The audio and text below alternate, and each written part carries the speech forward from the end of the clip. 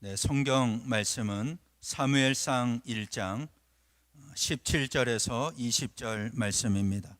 사무엘상 1장 17절에서 20절 말씀 제가 봉독해 드리겠습니다.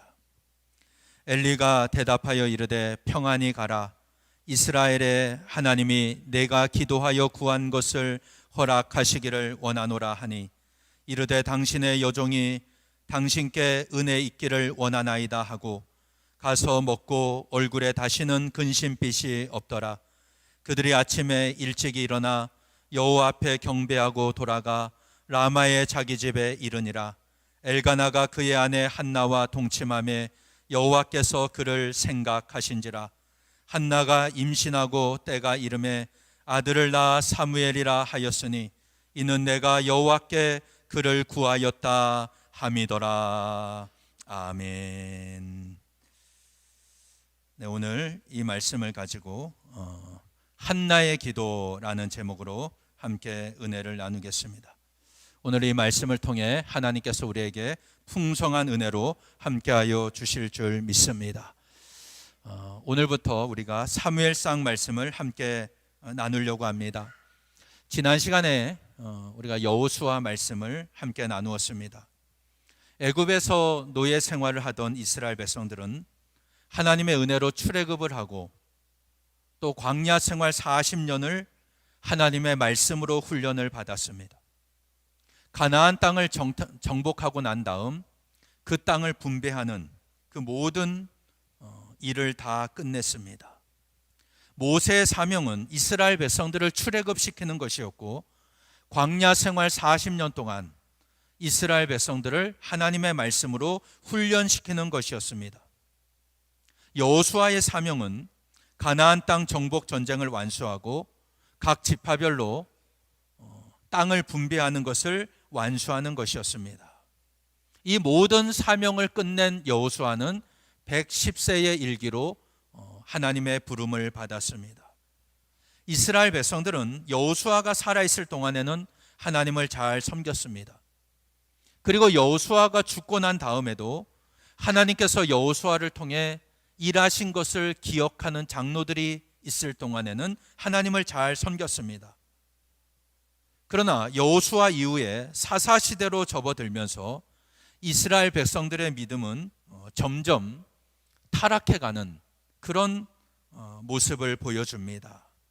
사사기에는 온니엘로부터 14명의 사사들의 이야기가 나옵니다. 가나안 땅에 정착한 이스라엘 백성들은 하나님을 버리고 바알을 섬기기 시작했습니다. 그들이 광야 생활을 할 때 그리고 가나안 땅 정복 전쟁을 할 때는 하나님의 도움이 절실했었습니다. 하루하루를 하나님의 도우신 가운데 살았습니다. 전쟁할 때도 하나님께서 그들에게 지시하신 방법으로 그들은 전쟁에서 싸워 이길 수가 있었습니다. 그런데 이제 가나안 땅에 정착하면서 그들의 생활이 부유해지니까 하나님을 잊어버리기 시작합니다. 그리고 하나님께 대한 간절함과 절실함이 약화되어 갔습니다. 그런 의미에서 우리가 어딘가에 안주한다, 이것은 굉장히 위험한 일입니다. 편안한 자리에서 무사 안일주의에 빠지면 하나님을 우상과 바꾸는 일들이 일어나게 됩니다. 전적으로 하나님만 의지하지 않아도 내가 충분히 살 수 있다, 이런 생각을 하기 때문입니다. 그래서 그리스도인들이 타락해가는 과정을 보면 하루아침에 멸망하거나 하루아침에 배교하는 것이 아닙니다. 내 삶의 생활 가운데 조금씩 하나님을 의지하지 않고 다른 것에 마음을 두다가 결국에는 하나님을 완전히 버리게 됩니다. 우리가 나의 안락과 평안한 삶이 전부라고 한다면 내가 원하는 하나님의 모습을 만들어 버립니다. 그러니까 내가 원하는 것을 하나님께서 이루어 줘야 된다고 생각을 합니다. 이게 바로 사사시대의 영적인 특징이었습니다. 그 결과 그들은 그 믿음이 점점 약해져 가고 하향 곡선을 그리게 되었습니다. 원래 하나님은 이스라엘 백성들에게 율법을 주셨습니다. 그리고 그들로 하여금 그 법을 지키며 사는 것을 기뻐하셨어요. 하나님께서 원하시는 것은 바로 그런 것이었습니다. 그런데 이스라엘 백성들은 자신들의 생활이 풍요함으로 인해서 편안한 생활에 안주하기 시작했습니다. 점점 편안한 삶만 쫓아갑니다. 우상을 섬기게 되었습니다. 그 결과 자율적으로 하나님을 섬기던 사사시대가 끝나고 왕정시대가 도래하게 되는 것입니다. 사사시대 때는 하나님께 직접 묻고 하나님이 대답을 주셨습니다. 그런데 왕정시대가 시작되면은 하나님의 다스림은 간접적인 다스림으로 바뀝니다. 무슨 말이냐면 하나님이 이스라엘을 직접 통치하시는 것이 아니라 왕을 통해서 간접적으로 통치를 하셨습니다. 이 사사시대에서 왕정시대로 넘어가는 과도기에 이 일을 잘 감당했던 사람이 바로 사무엘입니다.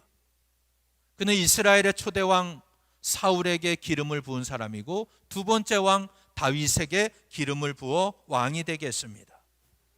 이 사무엘은 에브라임 산지 라마다임 소빔에서 태어난 사람입니다.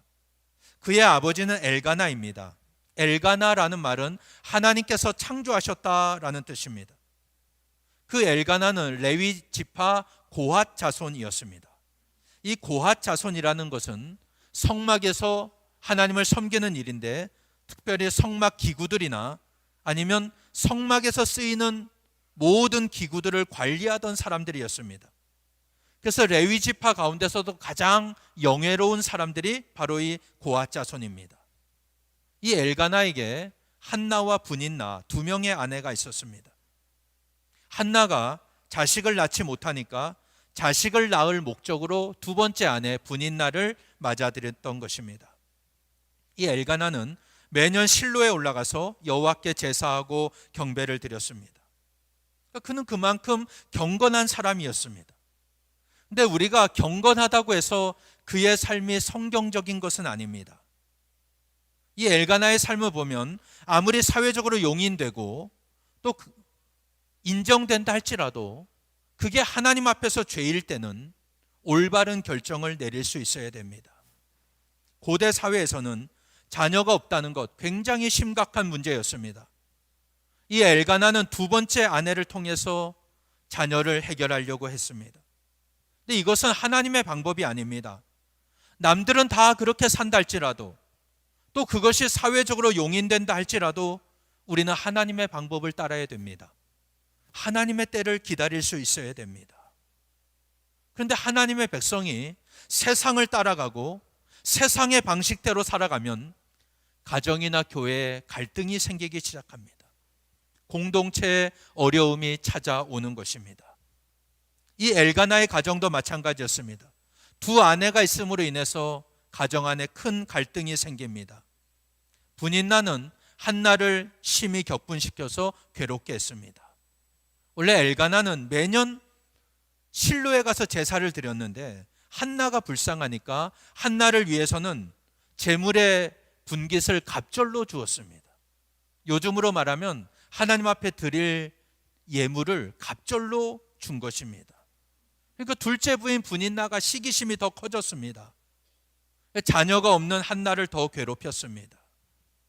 그러니까 하나님의 백성이 아무리 신실하게 살아가고 거룩하게 살아간다 할지라도 세상의 방법대로 살아가면 결국 가정 안에 문제가 생기고 공동체 안에 문제가 생기는 것을 보게 됩니다. 이 한나가 실로에서 제사를 드린 다음 그 마음이 너무 괴로웠습니다. 그래서 여호와의 전에 들어가서 기도하며 통곡을 했습니다.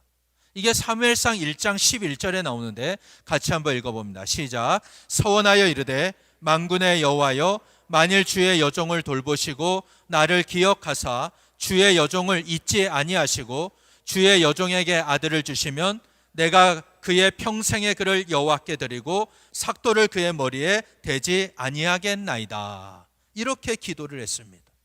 너무 괴로우니까 하나님 앞에 기도한 것입니다. 근데 한나가 이렇게 오랫동안 하나님 앞에 엎드려 기도할 때 엘리 제사장은 그 입술이 움직이는 걸 보고 소리는 안 나는데 입술만 움직이니까 술에 취한 줄 알았습니다. 그래서 내가 언제까지 술에 취해 있겠느냐, 포도주를 끊어라, 이렇게 꾸짖었습니다. 그때 한나가 대답합니다. 내 주여, 그렇지 않습니다. 나는 포도주나 독주에 취한 것이 아닙니다. 나는 마음이 슬픈 여자입니다. 내 마음을 여호와 앞에 내 심정을 통한 것뿐입니다. 나를 악한 여자로 보지 마십시오. 내 원통함과 격분함이 많기 때문입니다. 이렇게 말했습니다. 그때 엘리 제사장이 대답합니다. 17절인데요. 같이 읽어봅니다. 평안히 가라. 이스라엘의 하나님이 내가 기도하여 구한 것을 허락하시기를 원하노라. 한나는 이 말을 믿음으로 받았습니다. 그래서 18절에 이렇게 말씀합니다. 같이 읽습니다. 이르되 당신의 여종이 당신께 은혜 있기를 원하나이다 하고 가서 먹고 얼굴에 다시는 근심빛이 없더라. 이렇게 말씀합니다. 한나는 이 말을 듣고 집으로 돌아갑니다. 그때 여호와께서 그를 기억하셨습니다. 사무엘상 1장 19절 끝에 보면은 여호와께서 그를 생각하신지라, 우리말 성경에는 생각하셨다고 말씀합니다. 그런데 영어 성경에 보면은 The Lord remembered her라고 말씀합니다. 주께서 그녀를 기억하셨다. remember, 기억하셨다고 말씀합니다. 하나님이 구원 역사를 이루실 때는 항상 그 대상을 먼저 기억하십니다. 제가 앞에서도 말씀드렸죠. 노아와 그 배에 타고 있는 짐승과 가축들을 하나님이 기억하셨습니다. 이스라엘 백성들이 애굽에서 부르짖을 때 하나님은 그들을 기억하셨습니다. 그리고 그들을 구원해 내셨습니다. 오늘 한나도 마찬가지입니다. 한나가 고통 속에서 하나님 앞에 통곡하고 기도할 때 하나님은 한나를 기억하셨습니다. 하나님이 기억하시니까 문제가 해결되는 것입니다. 자녀가 없던 한나가 임신하고 아들을 낳았습니다. 그리고 그 아들의 이름을 사무엘이라고 했습니다. 이 사무엘은 여호와께 기도하여 얻었다라는 뜻입니다. 한나는 이 아들을 낳자마자 남편에게 말합니다. 이 아이를 사무엘을 젖될 때까지만 키운 다음 여호와의 전으로 데리고 가서 거기서 영원히 살게 하겠다고 했습니다. 남편 엘가나는 그 말에 동의합니다.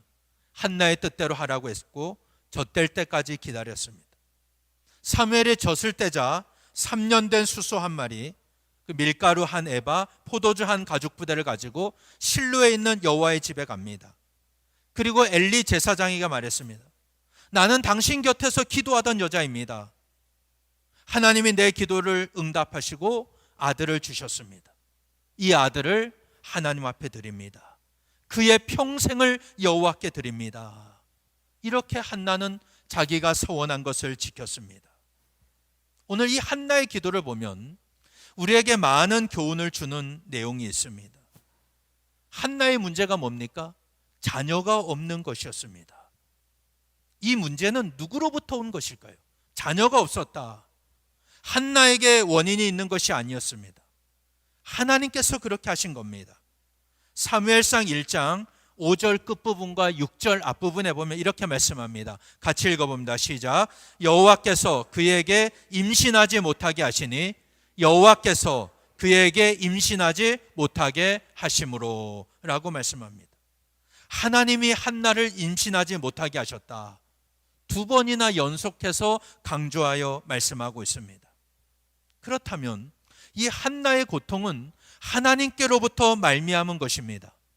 하나님으로부터 온 것입니다. 만약 한나에게 자녀가 있었다면 이렇게 성전에서 성막에서 통곡하면서 기도하지 않았을 것입니다. 그런데 이것은 한나의 문제일 뿐만 아니라 하나님의 문제이기도 했습니다. 하나님의 입장에서도 하나님께 전적으로 헌신할 사람이 필요했습니다. 그만큼 그 시대가 영적으로 어둡고 혼탁했기 때문입니다. 하나님이 역사하시는 원칙은 뭐냐면 사람이 자원해서 기도하고 간구하면 하나님이 응답하시는 방식입니다. 하나님은 이 한나로 하여금 그렇게 간구할 수밖에 없는, 기도할 수밖에 없는 상황을 만드셨습니다. 임신하지 못하게 하신 겁니다. 이때 한나가 그 분인나에게 괴롭힘을 당하면서 하나님이 나에게 이 시대에 쓰실 사람을 얻으려고 이런 상황을 주셨다, 이렇게 생각했겠습니까? 아닙니다. 한나가 기도한 거는 너무 힘들었기 때문입니다. 괴로웠기 때문입니다. 분인나가 자기를 구박하고 무시하는 게 너무 괴로웠습니다. 자기 처지를 생각하니까 너무 한탄스러웠습니다. 그래서 기도한 겁니다. 그런데 그 뒤에서 역사하고 계시는 하나님의 섭리는 생각하지를 못했습니다. 오늘 우리의 상황은 어떻습니까? 여러분에게도 한나와 같이 나를 힘들게 하는 사람이 있지는 않습니까? 내가 지금 억울하고 분한 상황에 놓여 있지는 않습니까? 남들에게 조롱당하고 멸시당하고 따돌림 당하고 있지는 않습니까? 특히 예수님 때문에 이런 모든 일을 당하고 있지는 않습니까? 그럴 때 많은 사람들이 환경을 탓합니다. 다른 사람을 원망합니다. 스스로 자책할 때도 있고 남을 판단하기도 합니다. 그러나 이때 우리가 반드시 기억해야 할 것이 있습니다. 우리에게 이런 일들이 일어난다면 이것은 결코 비극적인 일이 아니라는 것입니다. 우리가 사무엘서를 읽게 될 것인데 읽으면서 알게 되는 게 뭐냐면 믿는 사람에게 닥치는 모든 환난과 환경과 고난과 어려움에는 하나님의 뜻이 있다는 겁니다. 우리에게 일어나는 모든 일에는 하나님의 뜻이 있음을 알게 됩니다. 거기는 아주 비밀스럽고 깊은 하나님의 뜻이 감추어져 있습니다. 한나는 지금 그 힘든 상황에서만 기도한 게 아닙니다. 하나님 앞에 서원을 합니다. 그가 서원했다는 것은 아주 다급하고 절실했다는 뜻입니다. 지금까지 매년 하나님의 전이 있는 실로에 찾아와서 하나님 앞에 경배하고 제사했기 때문에 적어도 내가 어떻게 하는 것이 하나님의 마음에 맞는지를 알고 있었습니다. 그래서 한나의 기도에는 하나님의 뜻과 일치하는 게 있었습니다. 그가 기도할 때 하나님의 마음을 움직이는 게 있었습니다. 그러면 한나는 자기의 억울함을 풀려고 기도한 것이 아닙니다. 그것만이 있는 게 아니라 하나님의 필요, 하나님의 유익을 위해 아들을 달라고 기도했습니다. 11절에 보면은 주의 여종에게 아들을 주시면 내가 그의 평생에 그를 여호와께 드리고 삭도를 그의 머리에 대지 아니하겠나이다. 이렇게 서원을 했습니다. 이것은 내가 아들을 주시면 이 아들을 나실인으로 하나님 앞에 드리겠습니다. 이런 서원입니다. 삭도를 머리에 대지 않겠다. 나실인의 특징 중에 하나는 시체를 가까이 할 수가 없습니다. 평생을 여호와께 드렸다면 자기가 죽어도 아들이 자기 장례에 참여할 수가 없어요. 이게 나실인의 규정입니다. 그런데도 하나님 앞에 드리겠다는 그런 서원을 했습니다. 그 시대는 사사시대가 끝나고 왕정시대로 넘어가는 때였습니다. 영적으로 아주 혼탁하고 어두운 시대입니다. 이때 하나님께는 바로 이런 사람, 오직 하나님께 헌신된 사람, 하나님을 위해 일할 사람이 필요했던 것입니다. 그래서 하나님의 필요를 위해 하나님께 온전히 헌신할 사람을 기도로 구하고 있는 것입니다. 그만큼 이 부패한 시대, 이 악한 시대에 하나님 앞에 쓰임받을 사람이 필요했던 것입니다. 오늘 우리는 하나님 앞에 쓰임받기를 원합니다. 내가 쓰임받기를 원하고 내 자녀들이 쓰임받기를 원합니다. 그런데 정작 나 자신을 드리는 사람은 많지 않습니다. 자기의 자녀를 하나님 앞에 헌신시키는 사람들이 많지 않습니다. 누구든지 하나님 앞에 쓰임받기를 원한다면 먼저 나 자신을 하나님 앞에 드려야 됩니다. 출애굽기에 보면은 레위인의 위임식이 나옵니다. 히브리어에 보면은 헌신과 위임식은 같은 의미입니다. 이 말은 손에 채운다는 의미예요. 손에 가득 채운다. 이런 의미입니다. 손에 채우려면 먼저 비워야 합니다. 하나님이 나에게 주신 사명을 내 손에 채우려면 나만을 위한 삶이 없어져야 됩니다. 내가 원하는 것을 비울 수 있어야 됩니다. 그게 바로 헌신입니다. 그래서 하나님 앞에 헌신하는 사람은 자기의 의견이나 자기의 판단이 없습니다. 나의 일을 위해 하나님이 필요한 것이 아닙니다. 하나님의 일을 위해서 내가 하는 일이 쓰임을 받는 것입니다. 이게 바로 하나님의 사람입니다. 지금 한나는 개인의 문제를 놓고 하나님 앞에 기도했습니다. 그런데 그 개인의 문제는 자기 개인만의 문제가 아니라 이스라엘의 민족, 이스라엘 민족을 위한 기도였고 하나님의 마음에 합한 기도였습니다. 그렇다면 오늘 나의 기도는 어떤 기도입니까? 지금까지 내가 내 만족만을 위해서, 나의 영광만을 위해서 기도하고 있었다면 이제는 나의 문제를 통해서 하나님의 필요, 하나님의 유익을 위한 기도 생활이 되시기를 바랍니다. 그럴 때 하나님은 우리 기도에 응답하실 줄 믿습니다. 또 하나 우리가 주목해야 할 사항이 있습니다. 한나는 엘리 제사장의 말을 믿음으로 받았습니다. 17절에 평안히 가라, 이스라엘의 하나님이 내가 기도하여 구한 것을 허락하시기를 원하노라. 이 말을 듣고 그는 집으로 돌아갑니다. 그 얼굴에 근심빛이 없었습니다. 이것은 하나님께서 내 기도를 들으셨다, 하나님이 내 기도에 응답하실 것이다, 이런 분명한 믿음이 있었기 때문입니다. 아직 자녀를 잉태한 것이 아닙니다. 그런데 하나님이 응답하실 것이 확신하니까 그 마음에 근심이 없었습니다. 오늘 여러분의 기도 생활은 어떻습니까? 나는 아무리 기도해도 응답이 없다, 나는 기도 응답을 받아본 적이 없다라고 생각하고 있습니까? 오늘 이 한나의 기도를 통해 응답받는 기도가 어떤 기도인지 깨달으시기를 바랍니다. 여러분, 하나님은 우리의 기도에 응답하시는 분이에요. 우리의 기도를 들으시는 하나님입니다. 그렇다면 내가 하나님의 뜻에 아무리 맞게 기도했다 할지라도 응답이 없어요. 그러면 그 이유가 뭘까요? 우리가 절실하게 기도하지 않았기 때문입니다. 내 상황이 지금 다급하지 않기 때문에 그런 절실한 기도가 나오지 않는 것입니다. 하나님은 우리 기도에 응답하신다 그랬습니다. 우리에게 이것을 깨닫게 하시는 하나님입니다. 이걸 우리에게 도우십니다. 그런데 우리가 깨닫지 못하니까 기도하기 위해서 우리에게 어려운 환경을 허락하시는 거예요. 한나를 보세요. 이런 어려운 환경이 없었다면 그렇게 절실하게 기도하지 않았을 것입니다. 저는 오늘 이 말씀을 준비하면서 우리 교회를 한번 생각해 봤습니다. 지금 우리 교회에서 가장 절실한 문제는 무엇일까요? 가장 절실한 문제. 여러분이 가장 절실하게 기도하는 문제는 무엇입니까? 여러 가지가 있겠죠. 저는 부목회자 청빙이라고 생각합니다. 동의하십니까? 자, 그러면 지금 제가 혼자 이 목회 사역을 감당하고 있습니다. 아직 큰 문제가 일어나지 않았습니다. 그럭저럭 잘 넘어가고 있습니다. 그러다 보니 절실함이 사라져 버렸습니다. 혹시 여러분 중에 부목사님이나 전도사님을 보내달라고 금식하며 기도하고 있는 분 계십니까? 아니면 금식까지는 아니더라도 울면서 기도하고 있는 분 계십니까? 저 개인적으로라도 언제부턴가 절실함이 사라져 버렸습니다. 그런데 이렇게 계속 가다가는 하나님께서 교회를 더 어려운 상황으로 몰고 가실 수 있겠다, 이런 생각이 들었습니다.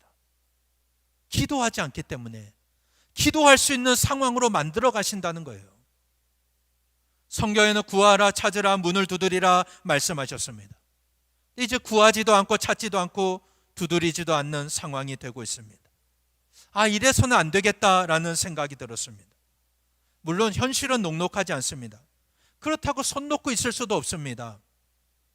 지금 우리에게 필요한 것은, 정말 필요한 것은 절실한 기도입니다.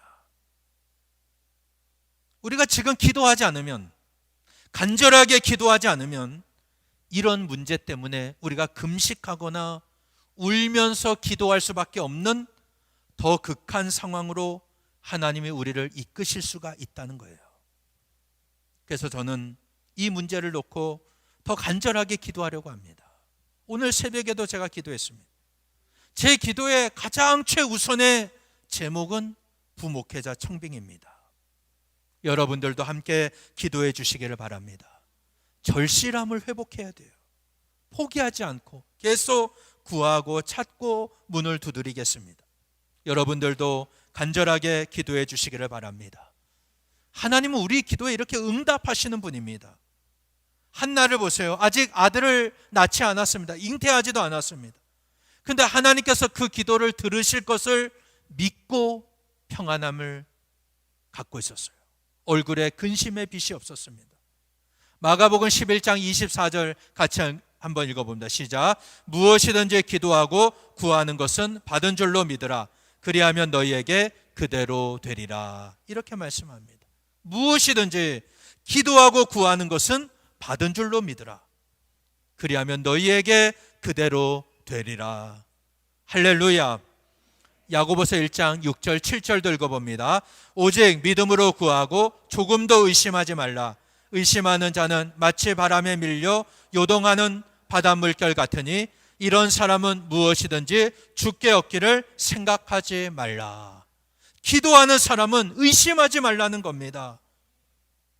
의심하면서 기도하는 사람, 주께 얻기를 생각하지 말라.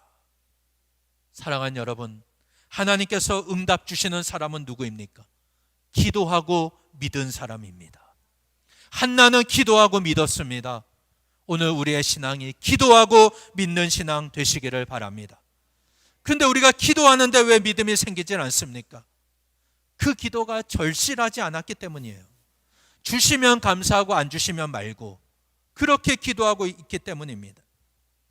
우리가 절실하게 기도하면 한나와 같이 하나님이 응답하신다는 확신이 옵니다. 마음의 평안이 옵니다. 내 얼굴에 근심하는 빛이 사라집니다. 우리 모두 하나님의 놀라운 은혜를 체험하는 신앙이 되시기를 바랍니다. 사랑하는 여러분, 오늘 나의 기도 생활은 어떻습니까? 지금까지 내 만족과 나의 영광만을 위한 기도였다면 하나님은 응답하시지 않습니다. 하나님의 응답은 더디게 옵니다. 오늘 여러분의 기도가 하나님의 필요, 하나님의 유익을 위한 기도가 되시기를 바랍니다. 그럴 때 하나님께서 우리의 기도에 응답하실 줄 믿습니다. 무엇보다도 한나처럼 절실함으로 기도하시기를 바랍니다. 우리의 기도가 절실하지 않으면 응답이 지체됩니다. 하나님은 우리에게 응답을 주시려고 우리의 상황을 더 극한 상황으로 몰아가실 수 있습니다. 우리가 절실하게 기도하지 않으면 그런 어려움을 당할 수 있습니다. 우리 모두 개인적으로나 교회적으로 하나님의 유익을 위해 절실함으로 기도하여 하나님의 응답을 받고 하나님의 나라를 위해 쓰임받는 복된 인생 되시기를 예수님 이름으로 간절히 축원합니다. 기도하시겠습니다. 전능하신 하나님, 주의 은혜와 사랑에 감사를 드립니다. 오늘 한나는 인생의 문제를 놓고 하나님 앞에 기도할 때 그 기도는 한나의 문제였지만 하나님의 문제이기도 했습니다. 영적으로 어둡고 혼탁한 시대에 하나님의 사람이 필요했고 하나님은 사무엘을 통해 놀라운 역사를 이루셨습니다.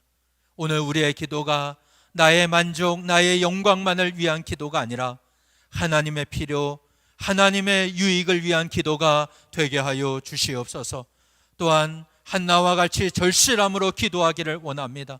우리가 기도하지 않으면 하나님은 우리를 기도의 자리로 몰아넣으시고 극한 상황으로 인도하시는 것을 깨닫게 하셔서 우리가 더욱 기도하며 하나님 앞에 나오게 하시고 기도할 때 간절하게 기도함으로 하나님의 응답을 체험하는 우리 교회와 성도들 되게 하여 주시옵소서.